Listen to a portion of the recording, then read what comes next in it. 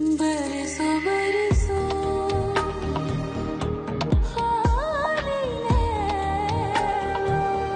सबकी नजरों में मानूर के लिए शक, कोई लफ्जों से इजहार कर रहा है तो कोई नजरों से। ये सब कुछ ना खत्म कर दो, वरना बहुत पछताओगी। अगर बालूर को उसके बाबू ने अगवा करवाया होता तो शायद पुलिस इस बात का पता चला चुकी होती। लेकिन बेविश पर तो अभी तक किसी का शक ही नहीं जा रहा वाय बालूर की माँ के, क्योंकि वो अच्छी तरह से जानती है बेविश का टेम्परामेंट किस किस्म का है। और लास्ट टाइम बालूर का झगड़ा भी बेविश से ही हुआ था। जिया बेगम का शक तो बेविश पर बिल्कुल ठीक था, लेकिन जिया बेगम ने बीच में आकर सारा काम ही खराब कर दिया। जिया बेगम तो किसी सूरत भी ये बात मानने को तैयार नहीं है कि बालूर वाकई ही अगवा हुई है।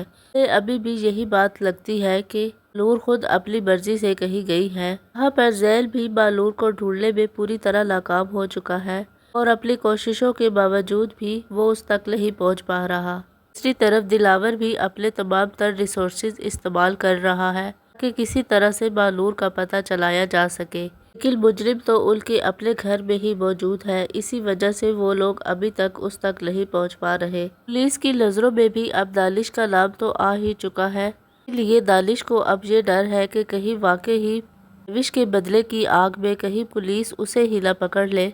बार बार बेविश को ये बात समझाने की कोशिश कर रहा है अब इस मामले को यहीं पर खत्म कर दे और बालूर को छोड़ दे। लेकिन बेविश तो किसी सूरत भी बालूर को छोड़ने के लिए तैयार नहीं है। आलिया एक बार फिर से पुलिस को बालूर के छोटी से छोटी बात के बारे में आगाह करेगी। हो सकता है कि इस बार बेविश कोई भी बात पुलिस के शिकंजे में आ जाए। पुलिस दानिश के जरिए ही बेविश तक पहुंचने की कोशिश करे, क्योंकि दानिश भी अब बेविश के पागलपन से डर चुका है। अब बेविश की मर्जी के बिना ही किसी तरीके से कोशिश करेगा कि बालूर वहां से भाग जाए।